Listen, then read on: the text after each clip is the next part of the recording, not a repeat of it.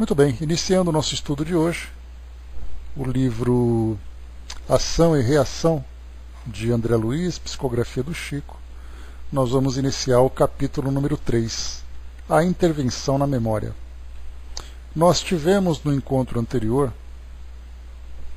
no capítulo intitulado, vou pegar aqui certinho o nome dele,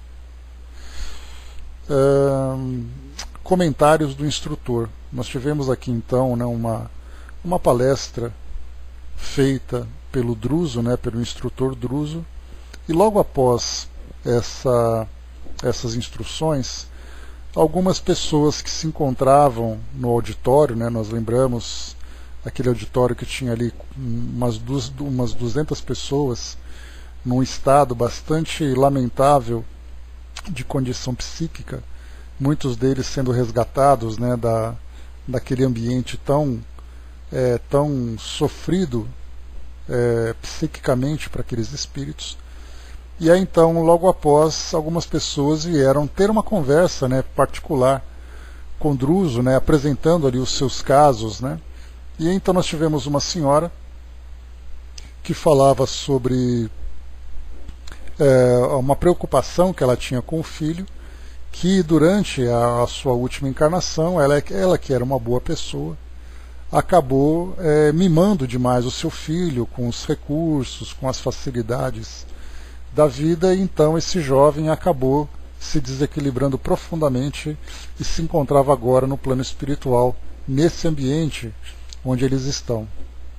Ela então veio conversar com Druso se seria possível resgatá-lo para que eles pudessem, numa nova encarnação, se reajustarem perante as leis.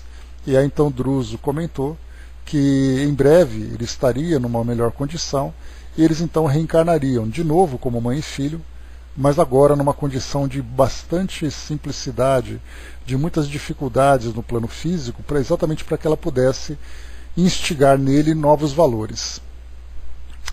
Terminada essa conversa, nós tivemos aqui então um outro senhor, um velhinho cambaleante, veio até nós e disse humildemente: estou cansado de trabalhar nos tropeços daqui. Há 20 anos carrego doentes loucos e revoltados para este asilo. Quando terei meu corpo na terra para descansar no esquecimento da carne aos pés dos meus? E aí então Druso respondeu para ele: não desfaleça, console-se. Sirvamos com alegria. O dia de nossa mudança será determinado pelo Senhor. E aí então ele se calou, com os olhos tristes, e depois seguiu ali os seus afazeres. E depois, um terceiro caso, um moço de expressão simpática abeirou-se de nós e, depois de saudar-nos afetuosamente, observou inquieto: instrutor amigo, ouvindo-lhe a palavra educativa e ardente, fico a cismar nos enigmas da memória. Por que esse esquecimento para cá da morte física? Se tive existências outras antes da última, cujos erros agora procuro reparar, por que razão não me lembro delas?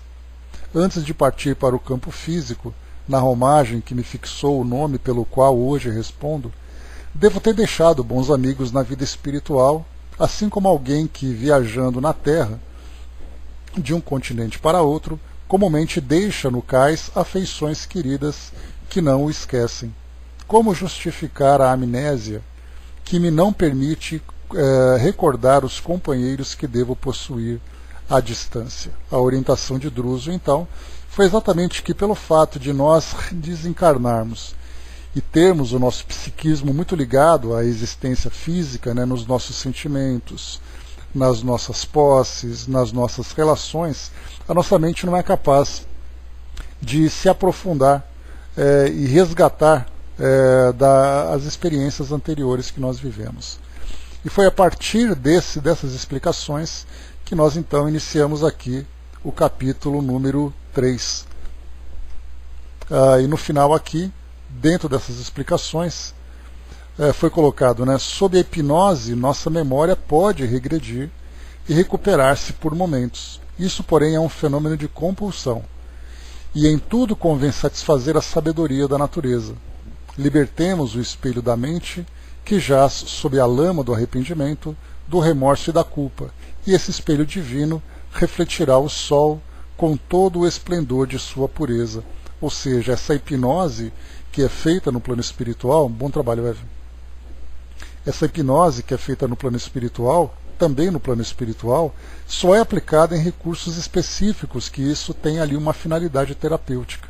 Assim como também, quando feito de um modo bem equilibrado, o trabalho feita de um modo equilibrado, a terapia de regressão de memória, feita hoje aqui em muitas clínicas, quando procura-se na memória do paciente uma determinada situação que causa para ele transtornos na existência atual. Então isso também é um recurso bastante válido. Dentro da doutrina espírita, nós já conversamos sobre isso. Dentro da doutrina nós temos muitos debates a esse respeito, se é possível, se não é possível, se pode ou se não pode, enfim, o recurso existe e ele é aplicado de uma forma bastante positiva quando bem conduzida. E no plano espiritual também não é diferente, mas como é colocado aqui pelo Druso, ele diz assim então que isso só é utilizado numa condição de exceção, não como regra. Então tudo convém satisfazer a sabedoria da natureza, ou seja, se existe o esquecimento, é porque esse esquecimento é benéfico para aquela pessoa.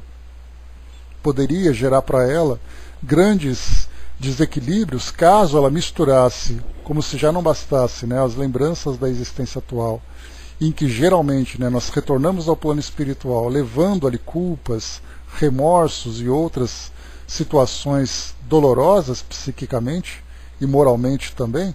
Então lembrar de situações do passado poderia trazer ali maiores complicações. E como ele coloca para nós, se nós queremos nos lembrar naturalmente das experiências do passado, é só nós nos elevarmos moralmente, alcançando o equilíbrio, que essas lembranças naturalmente surgem, sem a necessidade de uma intervenção compulsória. Druso ia continuar, mas a chegada de um colaborador impeliu-nos à conclusão do assunto. Aqui então, iniciando o capítulo número 3, a intervenção na memória. Aqui só um instantinho, por favor. Beleza, vamos lá. O novo companheiro que o dirigente da casa nos apresentou como sendo o assistente Barreto, exibindo o recôndita aflição a assenhorear de os olhos, comunicou: Instrutor Druso, na enfermaria 5, 3 dos irmãos recém-acolhidos entraram em crise de angústia e rebeldia. Já sei, replicou o interpelado, é a loucura por telepatia alucinatória. Ainda não se encontram suficientemente fortes para resistir ao impacto das forças perversas que lhes são desfechadas à distância pelos companheiros infelizes. Então, nós já chegamos a estudar sobre esses casos, sobre essa telepatia, essa conexão mental que existe entre os espíritos, especialmente nessa condição inferior. Então, esses indivíduos, formando aquele grupo, onde existe uma simbiose muito profunda entre eles, compartilhando ali sofrimentos, compartilhando angústias, compartilhando tendências e ideias, mesmo que eles se separem, entre aspas, fisicamente, já que uns foram acolhidos pela instituição e outros continuam vagando por esse ambiente tão desequilibrante, essa conexão mental ainda existe. Então, mesmo estando ali acolhidos, estando ali distanciados, separados daquele ambiente onde eles estavam anteriormente, mentalmente eles continuam ainda compartilhando ideias e, portanto, os pacientes acabam sofrendo esse desequilíbrio. Nós já vimos essas explicações também no próprio livro Nosso Lar, vimos também em outros livros, como por exemplo nos livros de Manuel Filomeno de Miranda, vimos também no Memórias de um Suicida, em que essa conexão mental ela continua e continua de um modo bastante intenso. O que fazer? Retire os enfermos normais e aplique na enfermaria os raios de choque. Não dispomos de outro recurso. Despedia-se o mensageiro, renteando conosco, e outro funcionário já se apresentava notificando: Instrutor, a tela de aviso que não funcionava em consequência da tormenta, agora em declínio, acaba de transmitir aflitiva mensagem. 2 das nossas expedições de pesquisa estão em dificuldades nos desfiladeiros das grandes trevas. A posição foi precisamente indicada? Sim. Conduza os textos recebidos à consideração do diretor de operações urgentes. O auxílio deve ser enviado o mais breve possível. De inesperado, outro colaborador veio até nós e pediu: Instrutor, rogo-lhe providências na solução do caso Jonas. Recolhemos agora um recado de nossos irmãos, cientificando-nos de que a reencarnação dele talvez seja frustrada em definitivo.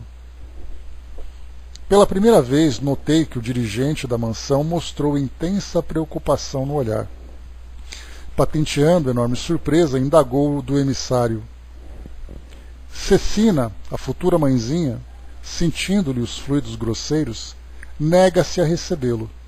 Estamos presenciando a 4ª tentativa de aborto, no 3º mês de gestação, e vimos fazendo o que é possível para mantê-la na dignidade maternal.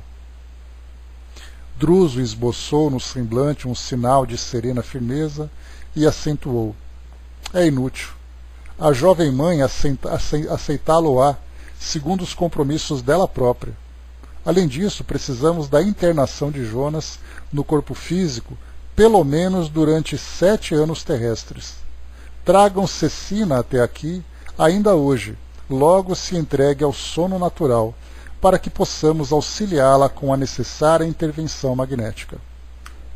Então, até esse ponto aqui nós vimos esse caso, que é o mais grave, caso de Jonas, numa tentativa, 4ª tentativa de gestação, em que nós temos ali uma rejeição por parte da mãe. No livro Gestação Sublime Intercâmbio, do Dr. Ricardo de Bernardi, ele traz para nós ali alguns esclarecimentos interessantes sobre essa questão de conexão fluídica entre mãe e filho durante o processo de gestação, onde nós temos ali uma aceitação natural das 2 partes, onde nós temos ali a rejeição de uma das partes, ou mesmo uma rejeição de ambas as partes. Fala sobre o aborto espontâneo, temos também as questões do aborto provocado. Então, tudo isso num processo natural de gestação, onde nós, apenas daqui do mundo físico, nós observamos a gestação como um processo biológico. No plano espiritual, nós entendemos, então, a partir da perspectiva espiritual, onde existe ali um compromisso reencarnatório sendo firmado, a aceitação por parte dos 2 espíritos vinculados, ou mesmo por outros espíritos também comprometidos, tanto no plano físico como no plano espiritual, a intervenção do plano espiritual para fazer com que essas gestações complicadas, problemáticas, tenham ali o objetivo alcançado, né? Nós inclusive já estudamos também sobre o aborto, as consequências espirituais do aborto nos livros, né? Por exemplo, né, livros de Luiz Sérgio, que inclusive virou um filminho bem interessante, que é possível assistir pelo YouTube, né, o filme Deixe-me Viver. Um filme com uma produção bastante barata, bastante simples, mas que traz a mensagem do livro, mostrando um hospital no plano espiritual que acolhe muitos espíritos que foram abortados. Outros livros também que trazem depoimentos de espíritos nessa condição, também chamado Os Abortados, mostrando ali as grandes dificuldades, mostrando os grandes transtornos que são provocados nesse processo do aborto. Aqui então nós vemos um caso em que uma jovem reencarnada tem por compromisso receber como filho um espírito com quem ela mantém ali uma relação bastante antipática. É a 4ª tentativa, o 3º aborto já foi provocado, e agora a solução imediata que eles encontraram foi exatamente durante o sono físico dessa jovem, em desdobramento, que ela fosse conduzida ao plano espiritual para receber esclarecimentos importantes para que ela pudesse modificar a sua posição mental e aceitar essa gestação como parte de um projeto reencarnatório dela e desse jovem também. Veremos aqui então como as coisas vão se desenrolar. Outros elementos de serviço vinham chegando, e faminto de esclarecimentos, qual me achava, procurei um recanto próximo em companhia do assistente Silas, a quem crivei de indagações em tom discreto, de modo a não perturbar o recinto. Quem eram aqueles funcionários? Seria justo que o diretor da casa fosse molestado assim com tantas consultas, quando os trabalhos de administração poderiam ser compreensivelmente subdivididos? Ou seja, dá a impressão ali de uma centralização das decisões que eram tomadas por Drúzio, então ele sendo consultado por vários funcionários por situações que certamente ali as devidas chefias, digamos assim, analisando essa estrutura hierárquica que nós temos aqui no nosso mundo físico, nas empresas, nos hospitais, enfim, em todos os lugares, poderiam tomar essas decisões, porque ele, o diretor do local, com tantas pessoas, tomaria essa decisão.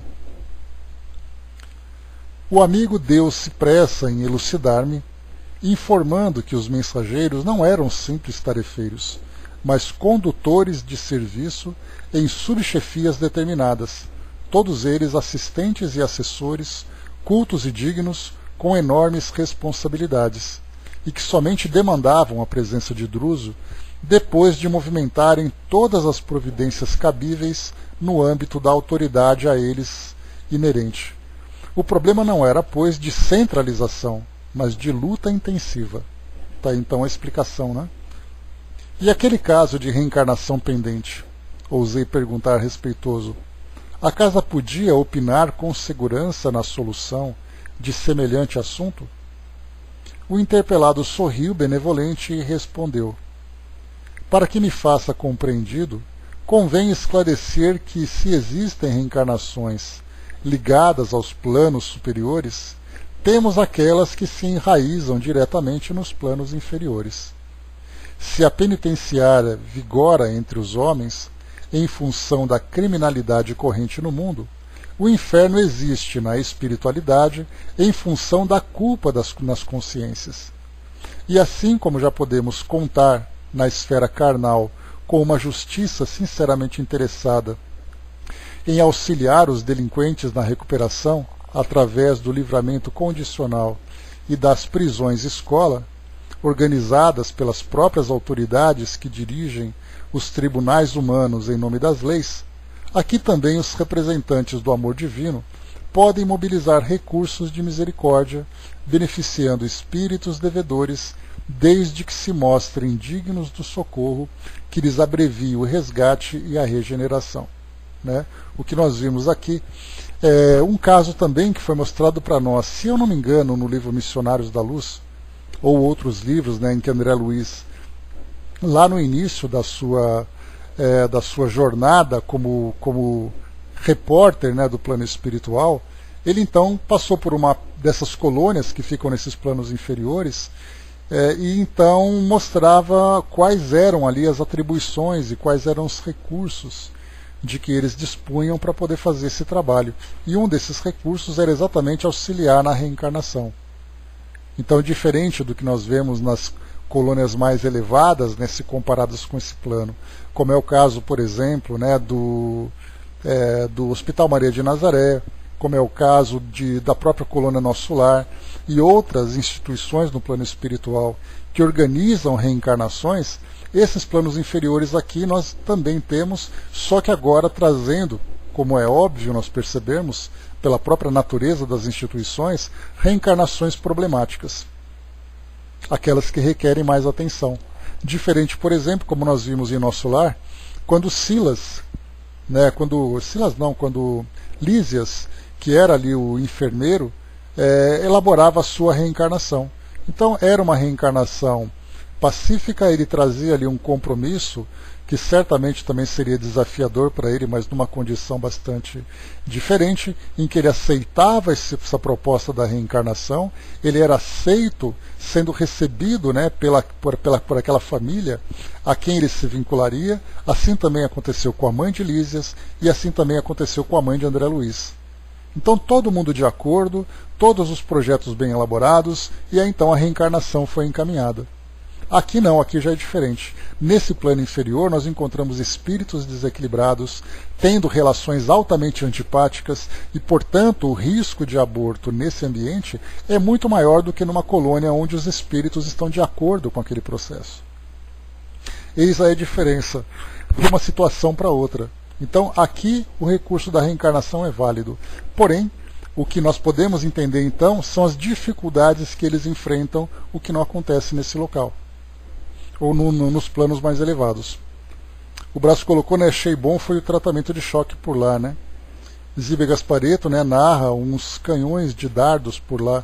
Pois é, aqui o próprio André Luiz também fala sobre isso, né, Brás? Nós estudamos num dos livros anteriores que mostrava uma colônia numa desses ambientes bastante tumultuados, onde muralhas com esses mesmos canhões, com cargas elétricas, eram os recursos utilizados. Para nós, né, como eu já comentei com vocês, fica a título de ilustração, porque nós não conseguimos ainda compreender quais são exatamente os recursos que os espíritos possuem para determinadas tarefas, não apenas para essa parte de segurança, como também nos próprios tratamentos que são feitos, né, na parte da medicina, na parte de comunicação, que nós já encontramos, né? Então a gente guarda essa informação para comprovarmos no seu devido tempo. Mas os relatos, né, desses instrumentos que os espíritos têm é uma necessidade no plano espiritual.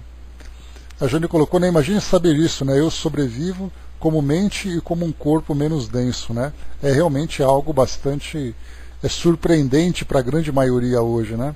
Ontem mesmo, Jane, por acaso, eu acabei reassistindo, né, mais uma vez o filme Amor Além da Vida, né? Naquele caso lá em que nós tivemos, né, uma família que foi ali sendo desfeita pela desencarnação, né, de acidentes e tudo mais, e aí culminou num suicídio. E aí então no plano espiritual, né, o nosso personagem principal, Robin Williams, ele falava exatamente sobre isso, né, a personagem dele dizia assim que ele ficou surpreso ao se ver vivo no plano espiritual. Porque como médico que ele era, ele tinha aquela ideia de que você é o seu cérebro, aliás, você é aquela mente vinculada ao cérebro, o cérebro é destruído e consequentemente a mente deixa de existir. E aí então ele se vê vivo no plano espiritual. E aí então, apesar de todas as fantasias que são apresentadas, a essência do filme é muito interessante, porque mostra as relações de afeto entre os espíritos, processos obsessivos que nós encontrávamos, porque ele, no começo do filme, ele se mostrava também como obsessor da esposa, né, que ele queria consolar, mas que na verdade ele causava ali um grande tormento para ela. Enfim, o filme todo mostra ali várias situações que são interessantes de serem observadas, mas o mais legal de tudo é exatamente a surpresa de se ver vivo no plano espiritual, coisa que nós já estamos acostumados nos livros, que mostram ali outros espíritos sempre se surpreendendo com essas novidades do plano físico, né? O Braço coloca, né, calculo que 80% das pessoas morrem sem saber que morreu, viu, Braço? Olha, Braço, eu não sei exatamente uma estatística que a gente poderia colocar, mas dada as condições, as crenças que nós temos hoje aqui no mundo físico, em que o mundo espiritual é visto de um modo dogmático, de um modo fantasioso, né? E poucas são as escolas que trazem esse esclarecimento sobre a continuidade da vida no plano espiritual, como a doutrina espírita mostra para nós. São poucas que mostram essa continuidade, mesmo que seja com essa lógica, com essa clareza, mas as demais falam do plano espiritual de céu, de inferno, de aguardar juízo final, etc. e tal. Então, por aquilo que nós vemos no mundo hoje, pela quantidade de escolas religiosas, escolas espiritualistas, que trazem essas ideias limitadas sobre o mundo espiritual, não é de se surpreender que haja realmente essa dificuldade de aceitação sobre essa mudança. E até mesmo nós espíritas, né, aquele momento de perturbação ele é realmente bastante confuso. Então, muitas das vezes, nós podemos até nos colocar também nessa mesma situação. Porque às vezes, principalmente uma desencarnação repentina, é algo que ninguém espera. E aí então até nós nos clarearmos e tudo mais, né, aí a diferença depois não é se você sabe que morreu ou não, é você aceitar essa mudança. Aí nessa mudança, nessa aceitação, é que nós vamos encontrar realmente ali uma situação bastante impactante para a esmagadora maioria, né?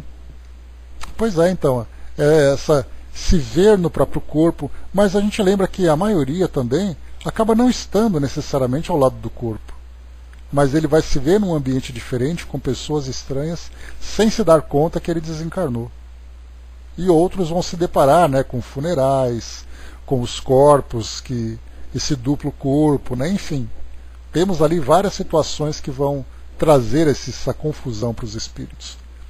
Lá não podemos ser outra coisa, né, absolutamente honesto, né, ser verdadeiro, que é exatamente ali, né, as características mentais que nós temos, os nossos valores, acabam ficando bastante claros. Ninguém mais mascara a personalidade, né?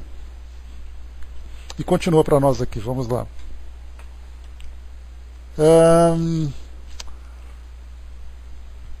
E aquele caso de reencarnação pendente, né? Deixa eu ver aqui. Ousei perguntar respeitoso, né? A casa podia opinar com segurança na solução de semelhante assunto? Aí o interpelado sorriu benevolente e respondeu: para que me faça compreendido, convém esclarecer que, se existem reencarnações ligadas no planos superiores, temos aquelas que se enraizam diretamente nos planos inferiores, né? Tudo aquilo que nós vimos aqui agora há pouco. Quer dizer, exclamei, que em boa lógica terrena, e utilizando-me de uma linguagem de que usaria um homem na experiência física, há reencarnações em perfeita conexão com os planos infernais? Sim, como não. Valem como preciosas oportunidades de libertação dos círculos tenebrosos. E como tais renascimentos na carne não possuem senão características de trabalho expiatório, em muitas ocasiões são empreendimentos planejados e executados daqui mesmo, por benfeitores credenciados para agir e ajudar em nome do Senhor. E nesses casos, aduzi, o instrutor Druso dispõe da necessária delegação de competência para resolver os problemas dessa espécie? Essa pergunta aqui é bastante pertinente, porque quando nós lemos lá no Nosso Lar, e em outros livros também, sobre planejamento reencarnatório, nós temos um departamento para isso, tem ali toda a análise da história de cada espírito,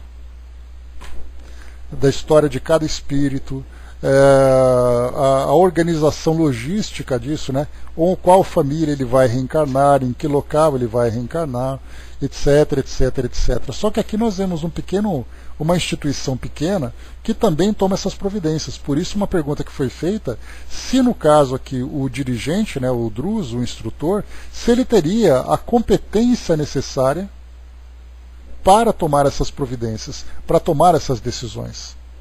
A resposta: nosso dirigente, falou o amigo prestimoso, como é razoável, não goza de faculdades ilimitadas, e essa instituição é suficientemente ampla para absorver-lhe os maiores cuidados.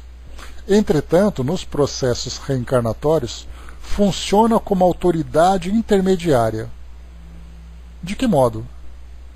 2 vezes por semana reunimos-nos no cenáculo da mansão e os mensageiros da luz, por instrumentos adequados, deliberam quanto ao assunto, apreciando os processos que a nossa casa lhes apresenta. Aqui no cenáculo da mansão, uma nota de rodapé, é o templo íntimo da instituição, ou seja, 2 vezes por semana, espíritos de esferas mais elevadas, né, provavelmente aqui de Nosso Lar, já que a Mansão Paz ela é vinculada ao Nosso Lar, então emissários de Nosso Lar, vamos dizer assim, da matriz, vêm até a filial 2 vezes por semana para ajudar nesses processos, né, nessas decisões mais complexas. Então, no caso Druso, ele prepara ali toda a situação, faz uma análise, submete a esses espíritos, então, e aí todo o processo acaba acontecendo, né? É o que deu para entender aqui para nós. Mensageiros da luz? Sim, são prepostos das inteligências angélicas que não perdem de vista as plagas infernais, porque ainda que os gênios da sombra não admitam as forças do céu, as forças do céu velam pelo inferno que, a rigor, existe para controlar o trabalho regenerativo na Terra.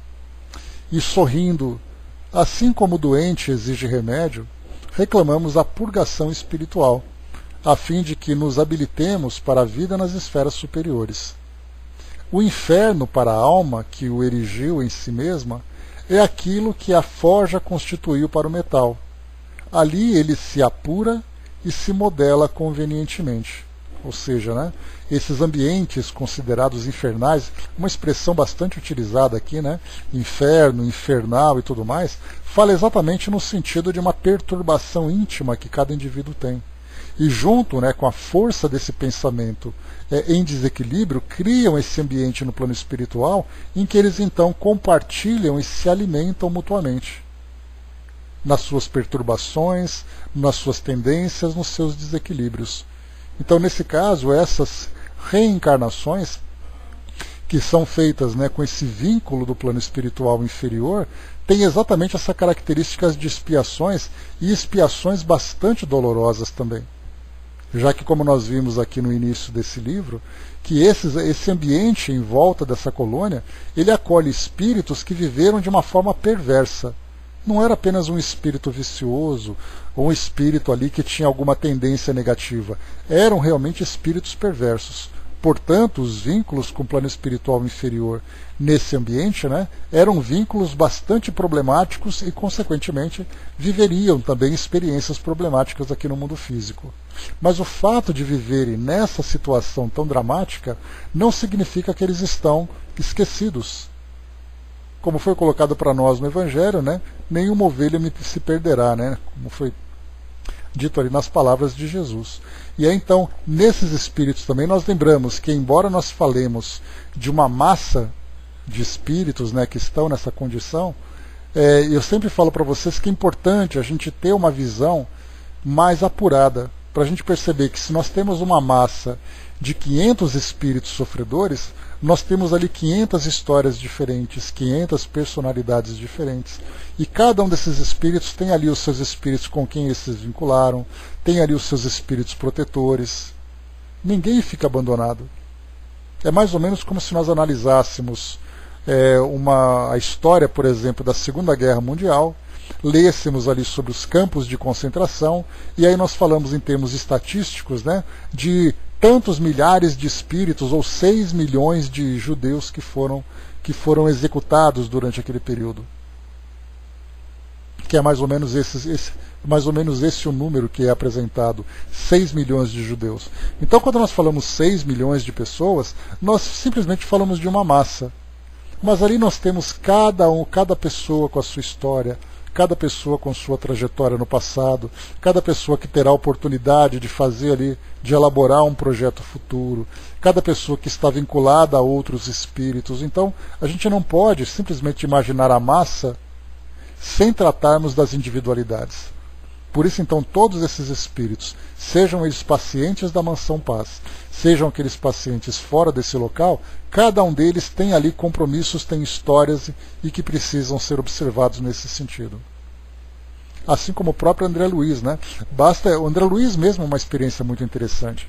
Quando nós chegamos no livro, no início de Nosso Lar, mostrava então naquelas regiões umbralinas aquele monte de espíritos sofrendo. No próprio filme, para quem assistiu, lá no começo, né, tem ali aquele ambiente, né, que mostra para nós o que seria esse umbral.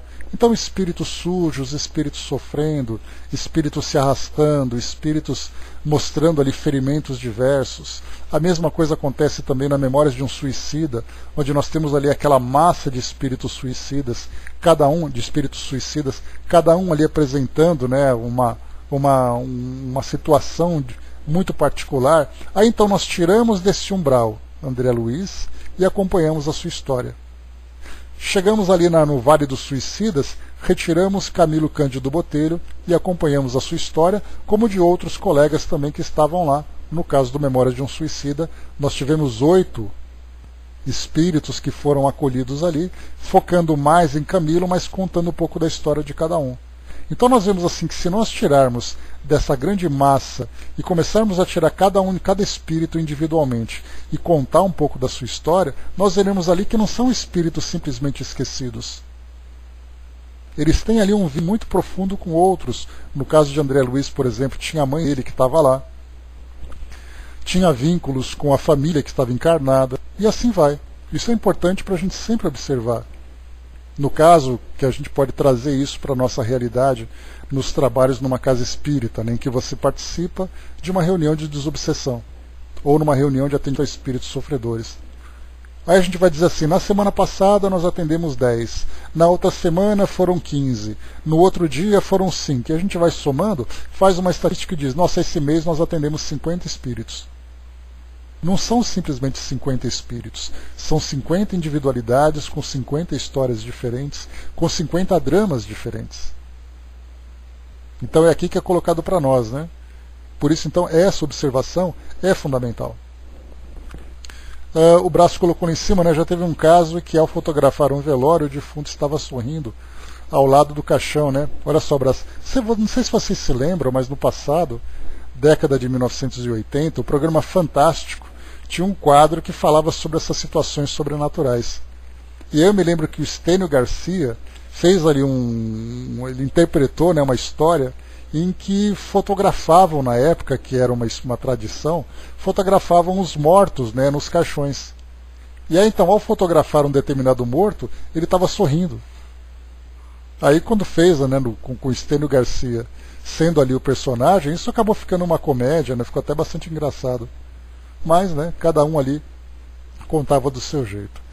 A Jane colocou, né, tem um amigo médico que não se diz cristão, e todas as vezes que termina uma cirurgia, ele agradece elevando os braços e diz, né, muito obrigado, isso sempre me fala e quer que eu diga algo. O que, né, já disse para ele, né, você é um homem de bem. Pois é, né, porque a gente lembra sempre, né, Jane, que essa bondade que existe em cada indivíduo, né, essa consciência da responsabilidade, esse amor pelo semelhante, independe da religião que cada um tem. E até mesmo da própria religiosidade, são princípios. E como dizem, né, os espíritos, muitas vezes esses que não se consideram cristãos ou qualquer outra religião, eles são mais fáceis de serem tratados no plano espiritual do que aqueles que muitas vezes se mostram como religiosos. Porque os religiosos já levam os seus dogmas, já levam ali os seus conceitos e preconceitos. E mudar isso no plano espiritual é muito mais trabalhoso do que pegar alguém que não acredita em nada, mas que tem bons princípios, porque é só mostrar para ele, falar assim, olha, você fez tudo isso e por isso você merece estar aqui. Né? Então cada situação é um detalhe interessante que a gente vê. Não é cristão, mas tem o DNA divino, né? A centelha está com ele sempre, né? Pois é, são os princípios, né? Porque a gente lembra sempre, né, Dudu, como eu já comentei com vocês várias vezes, muitas vezes um indivíduo se afasta da religião não pela religiosidade em si, mas pelas instituições terrenas, pelas decepções que eles têm, com os homens que representam as religiões, né? Então é por causa desse conflito que o indivíduo tem com as instituições terrenas que fazem com que ele deixe de acreditar em alguém ou em alguma coisa. Mas a partir do momento em que ele começa a compreender de fato a essência da espiritualidade, aí sim ele se conecta com Deus ou com a entidade com quem ele tem alguma relação.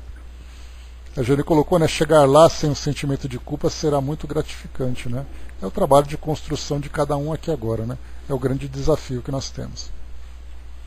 Avançando, vamos lá. O companheiro, então, falava aqui para nós, né, que o inferno para a alma que o erigiu em si mesmo é aquilo que a forja constitui para o metal. Ali ele se depura e se modela convenientemente, né? Então, nesse ambiente de tanto sofrimento, faz parte de um processo de depuração. Então, assim como André Luiz, né, só para a gente completar o raciocínio, assim como André Luiz e como Camilo, há necessidade nesses ambientes de sofrimento no plano espiritual do espírito esgotar as suas forças. Aquelas forças da prepotência, do orgulho, da arrogância, dos vícios. Quando ele então se esgota nesse ambiente, aí é o momento então dele ser devidamente assistido. Mas enquanto isso não acontece, ele vai então, continua vivendo esse sofrimento. Porque aí é muito interessante, né? Porque a pergunta que nós poderíamos fazer, mas por que eles não são auxiliados? Como é colocado para nós aqui nesse livro, como outros também que nós estudamos, esse auxílio depende muito da própria mudança interior do indivíduo. É ele que se auxilia quando ele se transforma. Então o primeiro passo é dele. E claro, né, ele nunca é esquecido, mais uma vez, como eu coloquei para vocês. O companheiro ia continuar, mas estranho ruído nos tomou a atenção, ao mesmo tempo em que um emissário varou uma das portas. Situada rente a nós, e abeirando-se de Druso, anunciou: Instrutor, depois de amainada a tormenta, voltou o assalto dos raios desintegrantes.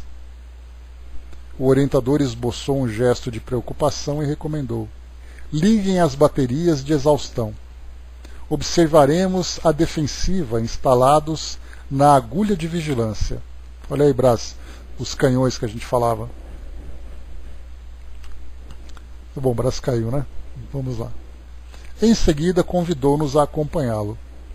Silas, Hilário e eu seguimos-lo sem hesitar.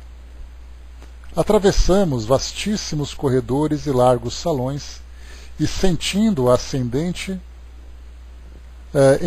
ascendente, até que começamos a subir de maneira direta. O local conhecido por agulha de vigilância era uma torre, provida de escadaria helicoidal, algumas dezenas de metros acima do grande e complicado edifício. No topo, descansamos em pequeno gabinete, em cujo recinto interessantes aparelhos nos facultaram a contemplação da paisagem exterior. Assemelhavam-se a telescópios diminutos, que funcionavam como lançadores de raios que eliminavam o nevoeiro, permitindo-nos exata noção do ambiente constrangedor que nos cercava, povoado de criaturas agressivas e exóticas que fugiam espavoridas ante vasto grupo de entidades que manobravam curiosas máquinas à guisa de canhões. Então é interessante aqui essa descrição, né, dessa proteção. Estaremos assediados por um exército atacante? Perguntei intrigado. Isso mesmo, confirmou Druso calmamente. Esses ataques, porém, são comuns.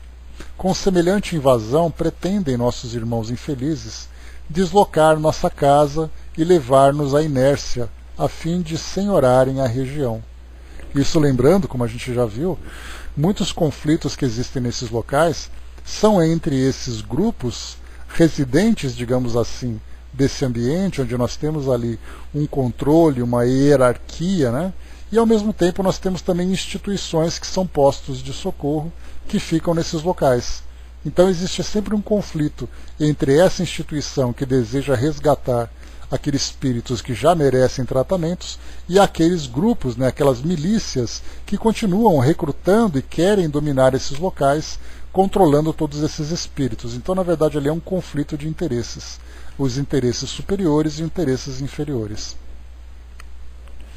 Então, no plano espiritual, isso é muito mais comum do que nós imaginamos. André Luiz, Jane, num dos livros dele anteriores, ele comenta, né, que aconteceu uma situação assim e havia uma preocupação e um medo realmente. Aqui a gente vê que eles estão tranquilos, embora preocupados. Né? Em outros livros mostra um temor mesmo, né, desses assédios que eles sofrem. E aquelas equipagens? Que vem a ser? Enunciou meu companheiro assombrado. Podemos defini-las como canhões de bombardeio eletrônico, informou o orientador. As descargas sobre nós são cuidadosamente estudadas, a fim de que nos atinjam sem erro na velocidade de arremesso. E se nos alcançassem? Perguntou meu colega. De certo provocariam aqui fenômenos de desintegração, suscetíveis de conduzir-nos à ruína total, sem nos referirmos às perturbações que estabeleceriam em nossos irmãos doentes, ainda incapazes de qualquer esforço para a emigração, porque os raios desfechados contra nós contêm princípios de flagelação, que provocam as maiores crises de pavor e loucura. Então seria essa desintegração da estrutura e também afetando psiquicamente esses espíritos, os espíritos lá internados. Não longe de nós, ruído soturno vibrava na atmosfera. Tínhamos a impressão de que milhares de projéteis invisíveis cortavam o ar, violentamente, sibilando a reduzida distância e acabando em estalidos secos a nos infundirem pavorosa impressão. Talvez porque Hilário e eu demonstrássemos insofreável espanto, Druso ponderou paternal. Estejamos tranquilos. Nossas barreiras de exaustão funcionam com eficiência. E designou-nos, ao olhar espantadiço, longa muralha, constituída por milhares de hastes metálicas, cercando a cidadela em toda a extensão, qual se fosse larga série de para-raios habilmente dispostos. Em todos os lances do flanco atacado, surgiam faíscas elétricas, a fulgurarem nos pontos de contato, atraídas pelas pontas a prumo. O espetáculo, em sua beleza terrível, caracterizava-se a olho nu pela cintilação dos contrastes entre a sombra imensa e a luz relampejante. Então, realmente ali uma cena bastante assustadora. O que vale a gente lembrar aqui é esse detalhe que coloca para nós. Funcionam com eficiência constituída por milhares de hastes metálicas. Como é possível nós encontrarmos metais no plano espiritual? Claro, mais uma vez, é uma analogia, uma comparação que eles usam, tentando trazer para nós aqui alguma semelhança com o que nós temos no plano físico, para a nossa compreensão. Mas nesse caso, né, são outras construções com os fluidos que são manipulados numa constituição que nós não compreendemos.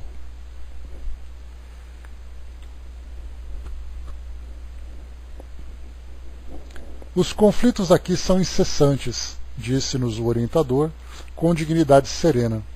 No entanto, temos aprendido nessa mansão que a paz não é conquista da inércia, mas sim fruto do equilíbrio entre a fé no poder divino e a confiança em nós mesmos, no serviço pela vitória do bem.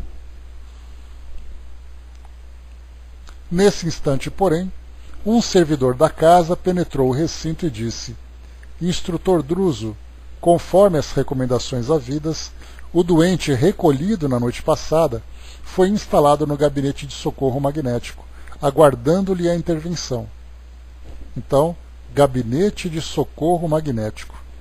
Né? Então são nomes estranhos para nós, né? Mas tem até um filme interessante que chama Passaporte para o Além. Esse é um dos títulos que ele tem. Ou Cidade do Julgamento, que é o título original, com a Meryl Streep e o Billy Crystal, né? São dois atores bem cativantes, né? Bem simpáticos. E aí então nesse filme, na Cidade do Julgamento, na conversa que eles têm lá, um dos instrutores, né? Um dos advogados, né? dos espíritos, ele diz assim, ele disse que não poderia estar com o seu cliente para aquele julgamento. E aí ele disse assim, mas me explica onde você estava. Ele disse, não adianta te explicar que você não vai entender. E aí então ele com aquela arrogância disse assim, mas me explica assim mesmo que eu vou entender. Aí ele falou assim, eu fiquei preso no labirinto do pensamento. Então essa frase é muito marcante, né, porque a gente vai usando assim expressões, vai lendo algumas expressões que para nós não tem nenhum sentido. Mas os espíritos se esforçam, né, para transmitir para nós alguma coisa que dê para compreender, principalmente nesses livros, né, já que eles se tornarão para nós aqui material de estudo e eles precisam fazer essas comparações. Então quando ele fala que o espírito foi instalado no gabinete de socorro magnético, né, o que será que acontece nesse gabinete, do que ele é feito, que tipo de equipamento que tem, que tipo de recurso que o espírito recebe. Nós não fazemos ideia. Então aqui aguardando-lhe a intervenção. Conseguiu dizer algo? Não, continua apenas com os gemidos periódicos. Nenhum indício de identificação? Nenhum. O mentor, infatigável, convidou-nos a segui-lo, explicando que a operação em perspectiva poderia oferecer importantes elementos de estudo ao trabalho que nos propunhamos realizar. A breve trecho de tempo, vimo-nos os quatro numa sala de regulares proporções, que primava pela simplicidade e pelo azul repousante.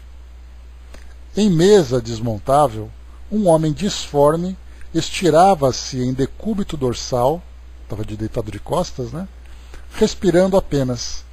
Para referir-nos com franqueza à criatura sob nossos olhos, cabe-nos afirmar que o aspecto do infeliz chegava a ser repelente, apesar dos cuidados de que já fora objeto. Parecia sofrer inqualificável hipertrofia, mostrando braços e pernas enormes. Entretanto, onde o aumento volumétrico do instrumento perispirítico se fazia mais desagradável, era justamente na máscara fisionômica, em que todos os traços se confundiam qual se estivéssemos à frente de uma esfera estranha à guisa de cabeça. Aqui também nós já vimos em outros relatos sobre essas deformidades perispirituais. Inclusive, uma que chama bastante atenção é no livro de Manuel Filomeno de Miranda, Psicografia do Divaldo, chamado Sexo e Obsessão. E numa determinada região do plano espiritual, como o próprio título do livro já sugere, nós tínhamos ali um local onde a perversidade, né, onde a promiscuidade e a perversidade eram muito patentes. Então, espíritos que traziam profundos desequilíbrios no campo sexual mostravam perispiritualmente grandes deformidades nos órgãos genitais. Então, a fixação era tão grande e a forma desequilibrada como utilizavam o recurso do sexo, quando no plano físico e também no plano espiritual, né, era tão intenso tudo isso, que fazia então com que perispiritualmente eles apresentassem essas mesmas deformações. E outras situações semelhantes nós também encontramos, né, no caso dos abortos que são provocados, nós vemos então espíritos que, saindo daquela redução natural para iniciar o processo de gestação, e aí então sendo abortados de uma forma tão abrupta, o corpo físico não atingiu, o corpo perispiritual não retorna à uniformidade que existia antes. Então no livro Deixe-me Viver, mostra isso, espíritos que têm ali uma cabeça infantil com um corpo adulto, ou um corpo misturado com partes disformes, porque psiquicamente o espírito, da forma como ele sofreu a desencarnação, né, naquele processo de gestação, não permitiu que ele atingisse de imediato o equilíbrio necessário para a retomada harmônica da sua forma perispiritual. E aqui nós vemos então que nesses casos são tão graves que durante muito tempo os espíritos foram cultivando um pensamento desequilibrado, um pensamento atormentado, perturbado, que geraram então essa forma. Então, não apenas aqui nessa descrição, mas em outras também, nós vemos a força do pensamento, e mais do que isso, a força do pensamento em perturbação, e o efeito de tudo isso sobre o perispírito. Então, como André Luiz coloca para nós, acaba inclusive, né, gerando uma certa sensação, né, de repelência, de aversão àquela aparência que o espírito tem. Já me lembrou, nós esquecemos que somos testados no nosso ponto mais fraco, né, o caráter. E é ali que acaba depois afetando tudo aquilo que nós vivenciamos. E continua. Seria um homem desencarnado em algum atropelamento terrestre, aguardando ali o imediato alívio que se deve aos acidentados comuns? Druso sentiu-nos a pergunta silenciosa e explicou. Trata-se de um companheiro dificilmente identificável, trazido até aqui por uma de nossas expedições socorristas. Mas terá sido recentemente liberto do mundo físico? Indagou meu colega, tanto quanto eu, dolorosamente impressionado. Por enquanto não sabemos, elucidou o orientador. É uma dessas pobres almas que terá deixado o círculo carnal sob o império de terrível obsessão, tão terrível que não terá podido recolher amparo espiritual das caridosas legiões que operam nos túmulos. Olha que informação interessante. Indubitavelmente, largou o corpo denso sob absoluta subjugação mental, caindo em problemas angustiantes. Então, essas legiões que operam nos túmulos, então nós podemos lembrar, né, de todas expedições, de todas as excursões que nós vemos de espíritos, né, de caravanas que procuram ajudar esses espíritos que se encontram ainda vinculados aqui ao mundo físico. Em cemitérios isso acontece com bastante frequência. Para aqueles espíritos que apresentam ali algum merecimento e alguma necessidade de auxílio, essas equipes então auxiliam. Em outros casos, os espíritos permanecem ali vinculados como uma necessidade expiatória para eles, né? Assim como esses que se encontram nessas regiões externas da mansão. Então aqui, por causa dessa subjugação mental, que nada mais é então subjugação mental, não deixa de ser um processo de intensa hipnose, fazendo com que o espírito então assimile aquela imagem que é transmitida à sua mente, provocando essa deformação. E continua. E nós já vimos também, inclusive, né, casos de licantropia, né, no caso de zootropia, né, que são aqueles espíritos que, induzidos, né, naquela imagem de serem animais, chegam no plano espiritual apresentando essas formas animais. E não aquela forma harmônica, mas uma forma completamente deformada, coisa que para nós acabaria certamente sendo impressionante. Mas por que semelhante calamidade? Inquiriu Hilário, empolgado de assombro. Meu amigo, replicou Druso benevolente, não será mais justo sondar os motivos pelos quais nos decidimos a contrair débitos assim tão escabrosos? Então, é interessante aqui a resposta que Druso deu para Hilário. Hilário perguntou por que isso acontece, né? Por que isso está acontecendo com ele? E a resposta é, não é mais fácil a gente pensar na origem de tudo isso? O que o levou a essa condição desde o começo, das escolhas que ele fez, dos vínculos que foram estabelecidos, né, dos problemas que ele mesmo criou para chegar nessa condição? Até porque esse indivíduo que foi recolhido na instituição não será tratado na sua deformidade imediata. Ele vai ser tratado no início desse processo, eliminando dele então a culpa, o remorso, fazendo com que ele seja senhor das próprias ideias, desvinculando-o do processo obsessivo que ele sofreu e continua sofrendo também no plano espiritual. Então a visão que esses espíritos têm, assim como nós estudamos no livro Libertação, quando nós tínhamos ali os obsessores, né, que assediavam Margarida, que era a personagem que nós estudamos, não era simplesmente brigar com os obsessores, tentar ali acorrentar e arrastar todo mundo, sair naquela briga física. Vamos entender por que aquele obsessor se tornou aquela pessoa endurecida. E a estratégia dos benfeitores era, vamos conhecer a história dele. E aí então, num dos obsessores, por exemplo, ele se tornou aquela pessoa tão cruel porque no passado o filho dele tinha sido castigado. E aí então vamos ajudar o filho dele. De imediato, quando o filho foi auxiliado, ele rapidamente mudou a posição mental dele. Então, na verdade, é tratar da causa. A mesma coisa que acontece com todos nós. Nós vemos muitas vezes, né, você vai ao consultório médico, ou num psicólogo, num psiquiatra, e fala assim, eu estou sofrendo de depressão. E aí então a ideia inicial é, toma esse remédio que melhora. E aquele bom profissional vai dizer assim, vamos entender por que você está com depressão.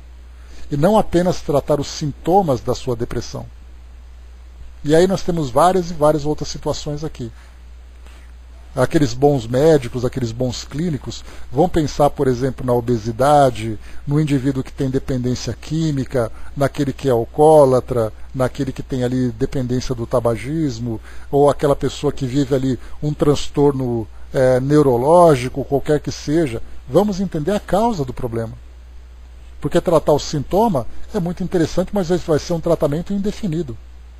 Até que encontre a causa dessa questão e ela seja trabalhada. Então esse mesmo princípio nós temos no plano físico, como também no plano espiritual. Avançando um pouco mais, vamos lá.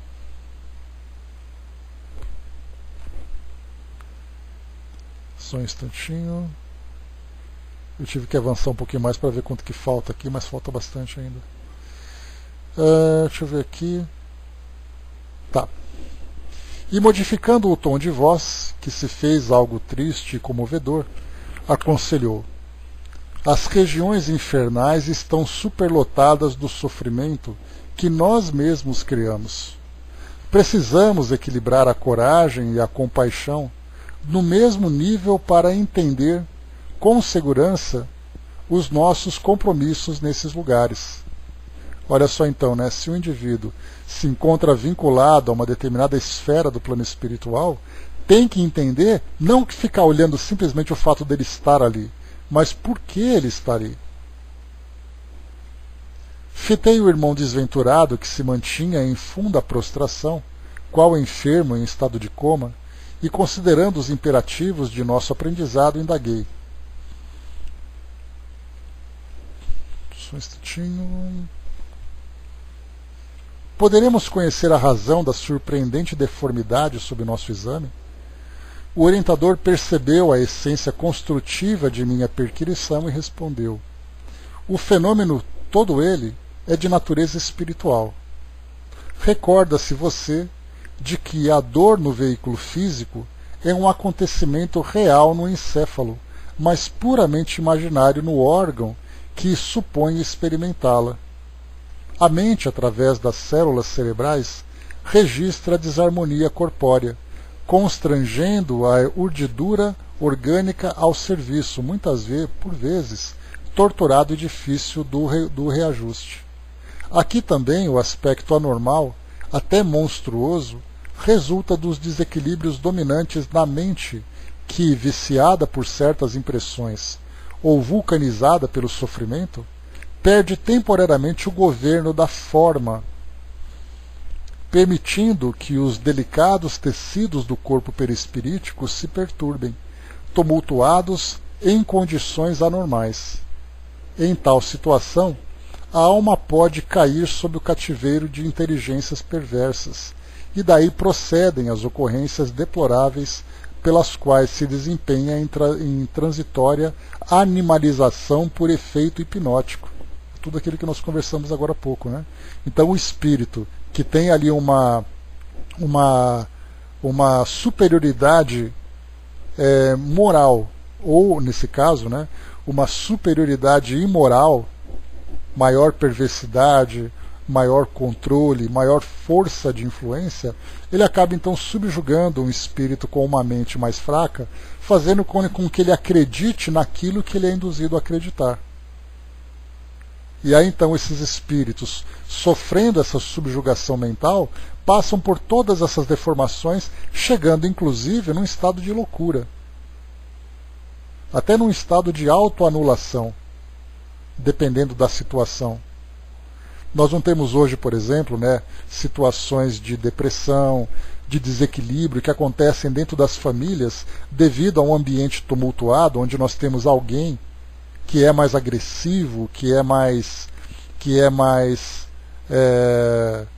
tem aquele papel de obsessor, enquanto que o outro tem aquele papel de obsediado, e aí então nessa influência, aquele que é mais vulnerável acaba ficando doente por causa disso, e aí então depois vai ao médico, vai ao psicólogo, ao psiquiatra, e aí então é perguntado, né, mas o que você sente na sua casa? Não, porque é minha mãe, porque é meu pai, porque é meu marido, minha esposa, meu irmão, quem quer que seja.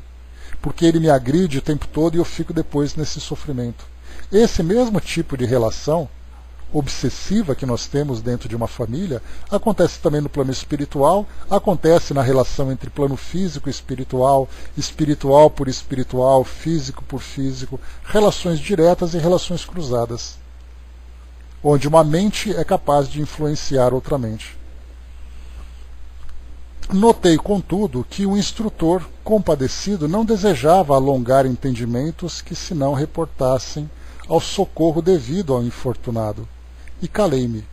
Ou seja, né, é o tratamento imediato que ele tinha necessidade.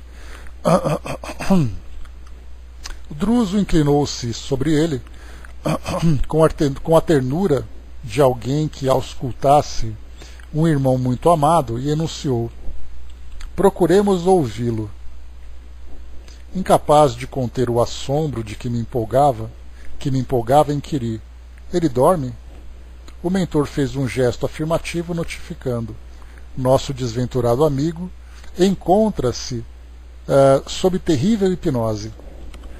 Inegavelmente foi conduzido a essa posição por adversários temíveis que, de certo, para torturá-lo, fixaram-lhe a mente em alguma penosa recordação. Aliás, essa é uma estratégia utilizada, né, pelos obsessores, que se você quer prejudicar alguém, encontre um ponto fraco na sua história, algo que provoca nele uma dor moral, e atormente-o com essa imagem. Intensivamente, insistentemente e de um modo prolongado. O indivíduo certamente vai entrar num processo de autoflagelação. Porque eu não mereço, porque eu não presto, porque eu sofro, porque isso. Imagina isso de um modo permanente, o espírito sofrendo. É o que nós vemos aqui então. Mas, insisti emocionado, semelhante martírio poderia sobrevir sem razão justa? Aqui já é uma outra pergunta de André Luiz, que é também importante. Quer dizer, é de uma forma gratuita que existe essa perseguição? Um espírito olhou para ele e disse assim: não vou com a sua cara, eu vou te atormentar. É simplesmente de uma forma gratuita que acontecem as coisas? Responde aqui para nós. Meu amigo, falou o orientador expressivamente, com exceção do caminho glorioso das grandes almas, que elegem no sacrifício próprio o apostolado de amor com que ajudam os companheiros da humanidade, não se ergue o espinheiro do sofrimento sem as raízes da culpa. Para atingir a miserabilidade em que se encontra, nosso irmão terá acumulado débitos sobremaneira escabrosos. A explicação que Drúzio trouxe para nós é, por exemplo, nós pegarmos como Jesus. Tem até uma mensagem muito bonita sobre Jesus, quando ele diz então que o Jesus talvez tenha sido, né, mas eu acho que podemos colocar isso como exclusividade, foi o único espírito que veio aqui ao nosso mundo e passou por um sofrimento exclusivamente por uma missão de amor. Todos os demais que vieram até aqui estavam também nessa missão, mas uma missão de transformação, de depuração, de elevação.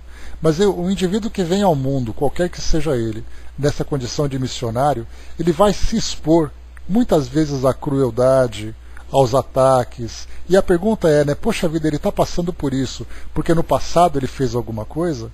Não necessariamente. Muitas vezes ele veio exclusivamente para poder doar esse amor, doar-se em benefício da humanidade, em benefício daquele grupo. Assim como nós encontramos também outros espíritos, não em missões necessariamente humanitárias, mas uma missão individual. É aquele espírito que precisa de uma reencarnação, e aí então o espírito diz, eu vou fazer isso por ele. E aí então vem ali um espírito, reencarna numa condição de mulher, se transforma numa mãe e recebe um espírito que precisa de um acolhimento. Qual o vínculo que esse espírito teve, que essa mãe teve com esse espírito problemático reencarnante? Nenhum. Simplesmente o amor. É o que nós encontramos aqui. Mas, na grande maioria das vezes, que infelizmente é a situação do nosso planeta atualmente, os missionários são a minoria. E os espíritos em condição de expiação acabam sendo ali a maioria. Por isso, então, nesse caso, como foi colocado para nós, o espinheiro do sofrimento sem raízes da culpa, ou seja, não existe isso. Né? A Miriam coloca, né? A Jane colocou, né? Ninguém paga pelo que não fez. De fato é assim. Todos nós vivemos isso. E seja em que circunstância for, né, Jane? Na circunstância pessoal, familiar, social, qualquer que seja. Em seguida, contrariando-nos qualquer propósito de divagação, acentuou: desintegremos as forças magnéticas que lhe constringem os centros vitais e ajudemo-lhe a memória para que se liberte e fale. Então, o primeiro trabalho que eles vão fazer é um trabalho emergencial, é um trabalho imediato para libertar a mente dele da influência que ele sofre.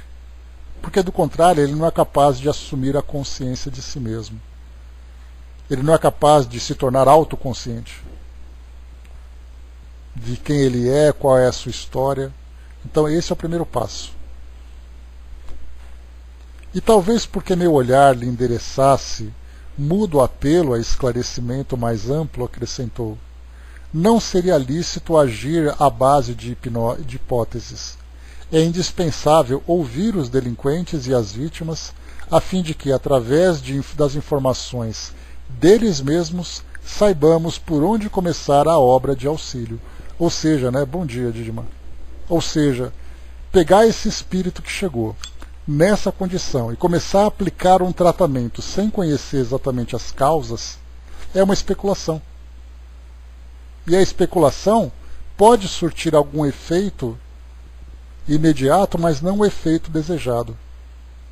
Por isso, então, fazer com que o espírito se torne consciente para compreender a sua situação e ele próprio colaborar também com essa transformação. Procurei sopitar inquirições extemporâneas e entreguei-me à expectativa. Logo após, o assistente Hilário e eu, de maneira instintiva, estabelecemos uma corrente de oração, sem prévia consulta, e nossas forças reunidas como que fortaleciam o instrutor, que, demonstrando fisionomia calma e otimista, passou a operar magneticamente, aplicando passes dispersivos no companheiro em prostração. Então a gente para por aqui, pessoal. Esse aqui é o nosso, então, intervalo, e continuamos no nosso próximo encontro. Então o paciente aqui começava a ser tratado devidamente, com esses passes de dispersão, e mais importante que tudo foi a postura que André Luiz e Hilário assumiram naquele momento, assim como também o Silas, que era o assistente, para estarem naquela postura de oração, para transmitir essas vibrações amorosas, essas vibrações mais elevadas, para que esse espírito, então, para que o instrutor, nesse caso, tivesse ali o equilíbrio necessário e a força necessária para aquele trabalho.